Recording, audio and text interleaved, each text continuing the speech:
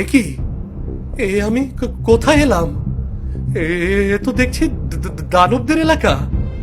হঠাৎ যদি কোনো দানব আমাকে দেখে ফেলে তাহলে আর রক্ষা থাকবে না। আগে এখান থেকে পালাই, আমি পালাই আগে। তোর এত বড় সাহস, তুই আমাদের সীমানায় ঢুকে পড়েছিস?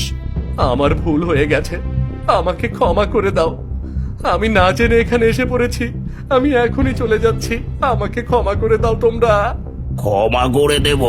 ঠিক আছে, প্রথমে আমাদের সর্দারের কাছে চল, তারপর তোকে ক্ষমা করে দেব।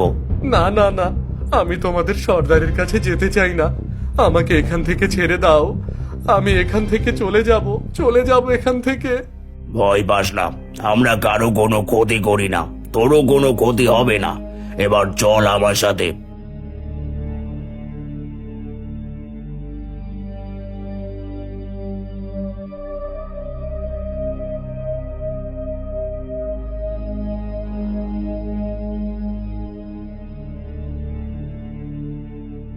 সর্দার, এই মানব ভুল করে আমাদের সীমানায় প্রবেশ করেছে, এখন কি করব? আমার ভুল হয়ে গেছে, আমি অনেক দূর থেকে আলো দেখে আশ্রয় নেওয়ার জন্য এখানে এসেছিলাম। আমি জানতাম না এটা আপনাদের এলাকা, আমাকে যেতে দিন। আশ্রয়ের জন্য এসেছিলি, কিন্তু কেন? আর এখন তোকে ছেড়ে দিলে তুই কোথায় যাবি? জানি না কোথায় যাব, নিজের যে আশ্রয়টুকু ছিল সেটা অন্যায়ভাবে গ্রামবাসীরা দখল করে নিয়েছে। এখন দু চোখ যেদিকে যায় আমি সেদিকেই যাব। কি, তোর বাড়ি থেকে তোকে অন্যায়ভাবে তাড়িয়ে দিয়েছে? ঠিক আছে, তুই চাইলে এখানে থাকতে পারিস। আমরা দেখতে দানব হলেও আমরা কারো কোনো ক্ষতি করি না। আমরা শুধু এই পাহাড়গুলো পাহারা দিই। এখানে থাকলে তোর কোনো অসুবিধে হবে না। না, আমি এখানে থাকতে চাই না, আমার বন্ধু খুঁজতে হবে। বন্ধু খুঁজতে হবে কেন? বন্ধু দিয়ে কি করবি? আমার আপন বলতে কেউ নেই বলে গ্রামবাসীরা আমাকে তাড়িয়ে দিয়েছে। আমি এমন কারো সাথে বন্ধুত্ব করতে চাই যে আমার অধিকার ফিরিয়ে দেবে। বেশ, তুই তাহলে আমাদের এখানে কিছুদিন থাক। তোকে যদি আমাদের ভালো লাগে তাহলে আমরাই তোর বন্ধু হয়ে যাব আর তোর ন্যায্য অধিকার ফিরিয়ে দেব। সত্যি সত্যি বলছেন? আপনারা আমার বন্ধু হবেন? হ্যাঁ, সত্যি আমরা তোর বন্ধু হব। এই, তুই ওকে নিয়ে গিয়ে ওর থাকা খাওয়ার ব্যবস্থা করে দে। যা, ওকে নিয়ে যা। ঠিক আছে সর্দার।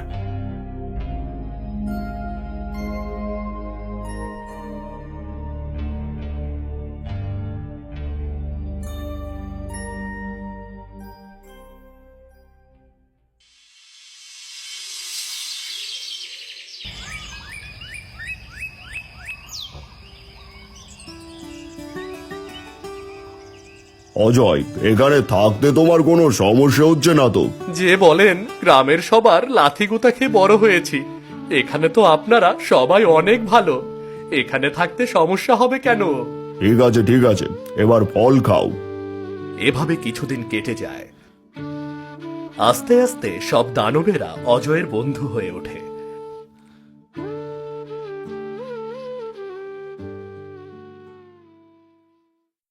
এদিকে গ্রামে হঠাৎ করেই ঘটতে থাকে ভয়াবহ ঘটনা। প্রতি রাতে গ্রামে কারো না কারো বাড়ি থেকে ছোট্ট বাচ্চা নিখোঁজ হওয়া শুরু হয়।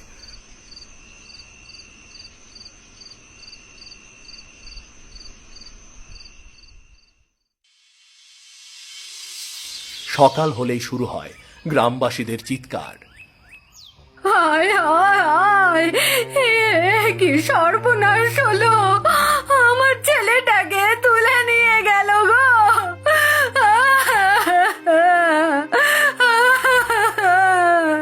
কি হয়েছে নরেশ, তোর বউ এমন কান্না করছে কেন? কাকা, আজকে রাতে কে যেন আমার ছেলেটাকে তুলে নিয়ে গেছে। ছেলেটাকে কোথাও খুঁজে পাওয়া যাচ্ছে না। আমার সোনা ছেলে!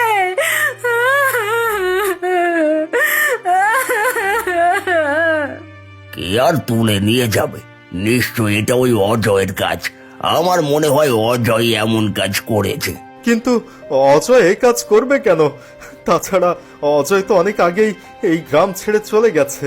চলে গেলে কি হবে? ও তো চেয়েছিল ওর বাড়ি বিক্রি করে ওর বাড়িতেই থাকবে, কিন্তু আমরা তো ওকে থাকতে দিইনি। নিশ্চয় সেই রাগে অজয় এমন কাজ করেছে। যেই এই কাজ করুক, আপনি তাড়াতাড়ি বাচ্চাগুলোকে খুঁজে বের করার ব্যবস্থা করুন। কি করে করবে? তার আগে তোকে ধরতে হবে, তা না হলে জানবো কি করে বাচ্চাগুলো কোথায়?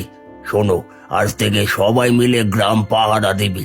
ও যখন আবার কাউকে ধরতে আসবে, তখন ওকে ধরে সব বাচ্চাদের খুঁজে বের করতে হবে।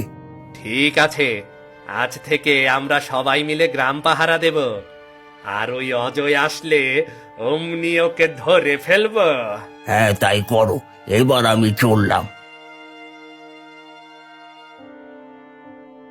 ও আমার সোনা ছেলে রে।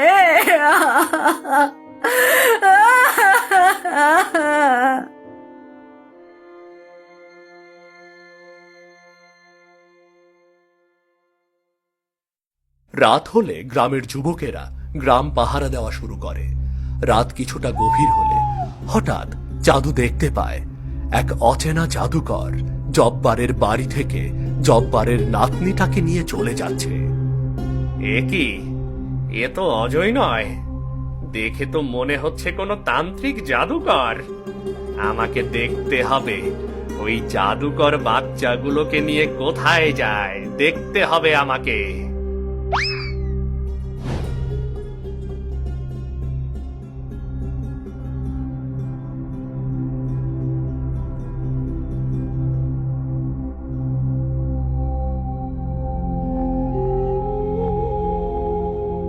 তার মানে এই জাদুকর তান্ত্রিক বাচ্চাগুলোকে ধরে নিয়ে এই পরিত্যক্ত মহলে রাখছে।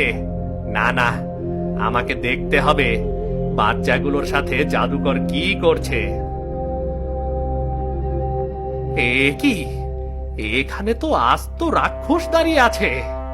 এই রাক্ষস, ভালো করে পাহারা দিবি, ভিতরে যেন কেউ প্রবেশ করে ফিরে যেতে না পারে।